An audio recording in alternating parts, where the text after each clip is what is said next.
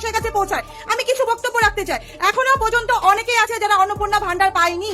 আপনি প্রথমেই বলেছিলেন যে অন্নপূর্ণা ভান্ডার সবাই পাবে, অন্নপূর্ণা ভান্ডার যতক্ষণ না স্টার্ট হচ্ছে ততক্ষণ আপনি লক্ষ্মী ভান্ডার পাবে, সেটাও আপনি দিচ্ছেন না। ঠিক আছে, আপনার প্রথমে কি হলো, যারা লক্ষ্মী ভান্ডার পেতেন সেই অ্যাকাউন্টেই অন্নপূর্ণা ভান্ডার ঢুকবে আপনি বলেছিলেন। তারপরে আপনি কি বললেন, করতে হবে ডিভিডি লিঙ্কও মানুষ করেছে, মানুষের হাজার অসুবিধা থাকলেও মানুষ দৌড়ে দৌড়ে গিয়ে করেছে। তারপরে আপনি কি করলেন, 12 পাতা ফর্মে নিকুচি খুশটি পরিবারে মানে যা যা আছে, গাড়ি বাড়ি জায়গা জমি যা যা আছে সব আপনি নিয়ে নিলেন। তারপরে আপনি কি বলেন, অনলাইনে ফর্ম ফিল আপ করতে হবে, যারা অনলাইনে ফর্ম ফিল আপ করেছে তারাই শুধু পাবে। তাও মানুষ করেছে, কিন্তু তাও এখনো পর্যন্ত কেউ টাকা পায়নি, অনেকেই টাকা পায়নি, অনেকেই টাকা। তো আমার বক্তব্য এখানটায়, আপনি যাচাই করে নিলেন যে কার বাড়িতে কি আছে, কে কি করে, কার কত আর্থিক আয়, কে কত সঞ্চয় করছে, কার কত জমি আছে, এগুলো জানার কি আপনার খুব দরকার ছিল? আমার তো মনে হয় না দরকার ছিল, কিন্তু আপনি তাও যাচাই করছেন। তাও আপনার পক্ষে আমরা ছিলাম, আমরা তাও সবকিছু করেছি, সাবমিট করেছি সবকিছু, কিন্তু তাও আপনি অন্নপূর্ণা ভান্ডার সবাইকে দিচ্ছে না। কিছু কিছু জায়গায় শোনা যাচ্ছে যেখানে অন্নপূর্ণা ভান্ডার যার যার অ্যাকাউন্টে টাকা ঢুকেছে তাদের নাকি সেই ব্যাংকের থেকে টাকা আউট হয়ে গেছে, এগুলো পর্যন্ত শোনা যাচ্ছে। তো এগুলো আমরা কেন শুনবো?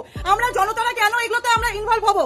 আমাদের তো পরিষ্কার আপনি বলে দিয়েছিলেন যে অন্নপূর্ণা যোজনা টাকা আপনাদেরকে 3000 টাকা দেওয়া হবে। আপনি কি জানেন যে অনেক মানুষ অন্নপূর্ণা ভান্ডারের জন্য মানে বসে আছে, তার সংসার চালানোর জন্য অনেকে 1500 টাকা দিয়ে অনেক কিছু করতো, সেখানে আপনি প্রতিশ্রুতি দিয়েছিলেন 3000 টাকা দিবেন, তো সেই 3000 টাকা আপনি দিচ্ছেন না। কেউ কেউ এমন দুশ্চিন্তার মধ্যে চলে গেছে, মানে কান্না কাটি শুরু হয়ে গেছে বাড়িতে, এমন পরিস্থিতি। আপনি কি চান মানুষের হাইগুলো আপনি নেবেন? আপনি কি সেটা চান? আমরা কিসের জন্য সরকারটা এনেছিল, যাতে আমাদের ভালো হয়, কিন্তু আদৌ কি ভালো হচ্ছে একটু ভেবে বলুন তো। এই যে একের পর এক ধর্ষণ হয়ে যাচ্ছে, একের পর এক মার্ডার হয়ে যাচ্ছে, এত কিছু হয়ে যাচ্ছে, আমাদের বাংলাতে কোনোদিন এরকম হতো না। আগে যা হতো মাঝে মাঝে, এখন পর হচ্ছে। মানুষ বাড়ি থেকে বেরোতে ভয় পাচ্ছে, মেয়েরা বাড়ি থেকে বেরোতে ভয় পাচ্ছে। আপনি এত কিছু কি জানেন নাকি শুধু গদিতে বসে অর্ডার দিচ্ছে? এগুলো করলে তো হবে না, আপনাকে প্রমাণ দিতে হবে। আপনি সবাইকে ইকুয়াল ভাবে টাকাটা প্রদান করুন, টাকাটা দিন, কারণ অনেক মানুষের সেই টাকাটার উপর নির্ভর করে বসে থাকে, তাদের টাকাটা খুব দরকার। আমার কথা যদি তোমাদের কারো খারাপ লেগে থাকে কমেন্টে অবশ্যই জানাবে, আমি কি একটাও খারাপ কথা বললাম? আর ভিডিওটা প্রচুর পরিমাণে শেয়ার করে যাতে শুভেন্দু অধিকারী মহাশয়ের কাছে পৌঁছায়।